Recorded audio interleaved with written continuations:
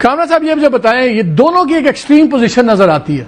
वो Gen Z formula उनका ख्याल है कि जिस तरह यूथ एक वेव आई इन तमाम मुल्कों में, अब वही हम यूथ लीडरशिप लाएं, हार्ड लाइन लाएं। खुद इनका जुनेद अकबर साहब ने मेरे शो में कहा, एक दो और शोज उन्होंने कहा कि जी हम तो गवर्नमेंट को कहते रहे थे कि बातचीत करें, एक माहौल बनाएं, वरना हमारे यहाँ फिर वो एक्सट्रीम लीडरशिप सामने आएगी जो ना किसी की सुनेगी, ना कोई बात करेगी, सिर्फ एक क्लैश की फिजा बनेगी।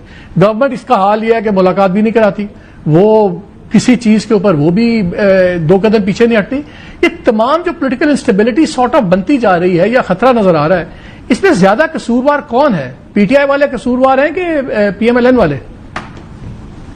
आप दो की बात करते हैं, मैं तीन की बात करता हूं, बस इतना ही काफी है। तो ये बताएं फिर दो में से एक के साथ 13 अक्टूबर के डेलीगेशन के साथ मौलाना साहब क्यों मिले थे? मिले थे, दोनों से मिलते रहे। मिलने में तो आप सियासत की सूरत में जो ना वो आप किसी से इनकार नहीं कर सकते ना। आप सियासत अगर आपने करनी है तो नहीं, लेकिन डेलीगेशन अगर आता है उसमें एहसन इकबाल है, अमीर मुकाम है, आजम नजीर तारिक साहब हैं, तीनों मिनिस्टर्स आए हुए हैं, तो कोई वजह होगी ना। एक डेलीगेशन आया तो वो टॉक्स किस बात पे थी? क्या मौलाना साहब को ठंडा कर रहे थे? मौलाना साहब को कोई वादे कर रहे थे? क्या थी वजह? मुझे नहीं पता कि क्या पैगाम लेके आए थे। मैं उस वक्त मुल्क से बाहर था और उसके बाद अब तक मेरी मौलाना साहब से मुलाकात नहीं हुई है। मैं कोयटा में हूँ और मौलाना साहब 38 खान की तरफ चले गए, मगर मौलाना साहब का एक जो सबसे आसान वो है कि उनके साथ जो उनके पास आए वो उन सबसे मिलते हैं। अब ये आए थे तो क्या पैगाम लेके आए थे या क्या यार उसमें लेके आए थे? मेरा ख्याल है कि मेरे भाई जो है इख्तियार वली ज्यादा बेहतर तौर पे बता सकते हैं, उनके इल्म में होगा। मैं उन दिनों में रवांडा में था और जब मैं वापस आया हूँ तो दिन जो है ना मैं कोयटा आ गया और मौलाना साहब उधर चले गए। तो अब मैं मौलाना से पूछ नहीं सकता कि कोई आपके पास डेलीगेशन। चलिए इख्तियार वली से पूछ लेते हैं, इख्तियार वली साहब से पूछ लेते हैं, क्योंकि थे आप डेलीगेशन क्यों भेज रहे थे मौलाना साहब के पास? आपको हवा लग रही थी कि तैयारी कर रहे हैं इस्लामाबाद आने की, इनको भी डेलीगेशन भेज देंगे? नहीं, वो दो बातें हैं। एक तो मैं बताने से कासिर हूं और एक जो है वो मैं थोड़ी सी आपको बता देता हूं कि पॉलिटिकल पार्टीज हैं, आपस में मिलते रहते हैं और मिलना चाहिए, चाहे आप हुकूमत में हो, अपोजिशन में हैं। और असम्बली में भी मौलाना साहब ने, we are thankful to him, उन्होंने 26वीं आईनी तरमीम पास करने में हमारे साथ मदद की थी। यकीनन उनकी मदद के बगैर वो मुमकिन नहीं था। तो हमारे वो भले जिस बात बताने से कासिर है उसका प्रोविंशियल पॉलिटिक्स से ताल्लुक था कि सेंटर की पॉलिटिक्स से ताल्लुक? पाकिस्तान की पॉलिटिक्स से। नहीं, इतना तो बता देना। तो मैं प्रोविंशियल था कि नेशनल लेवल पॉलिटिक्स से, इतना बता दे, मैं इससे नहीं पूछता। सूबे से कर रहे हैं।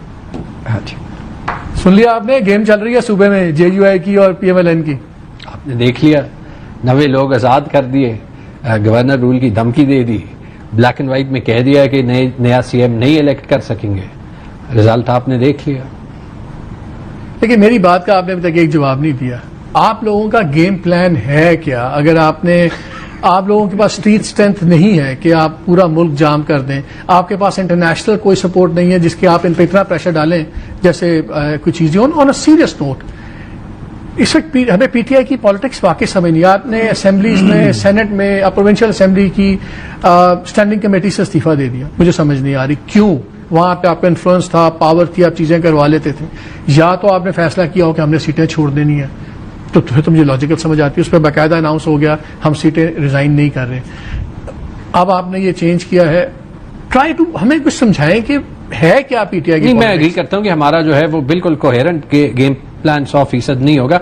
कैसे हो सकता है जब हमारे खिलाफ मुल्क का हर कानून जो है वो तोड़ा जा रहा है? ठीक है, लेकिन I can also flip the question, इस हुकूमत का गेम प्लान क्या है? मतलब इन्होंने इस मुल्क में अल्टीमेटली प्रोग्रेस और स्टेबिलिटी कैसे ला दी? उनकी पांचों घी में है, उनको और क्या चाहिए? लेकिन उसके बावजूद अगर आप देख लें, आज एक और कंपनी ने ऐलान किया कि वो स्टॉक मार्केट से डाइवेस्ट कर रही है। इसके बावजूद कि हम जो है वो जा रहे हैं अमेरिका के साथ, हम जा रहे हैं सऊदी अरेबिया के साथ, जो उनको चाहिए वो दे रहे हैं, लेकिन 1 रुपए की इन्वेस्टमेंट नहीं आ रही।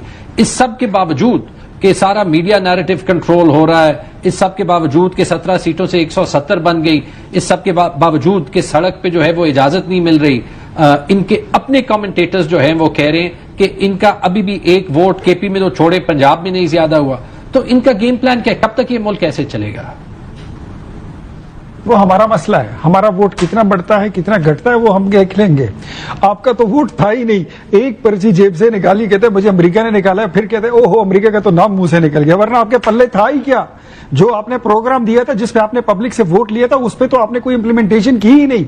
न 50 लाख घर, न मदीने की रियासत, न नया पाकिस्तान, न इनकलाब, न 1 करोड़ नौकरियां, क्या कुछ हुआ? नथिंग, कुछ भी नहीं हुआ। लेकिन फिर बाद में कागज के पुर्जे से आपने लफ्जी बातों से, बयानियों से चेंज कर दिया।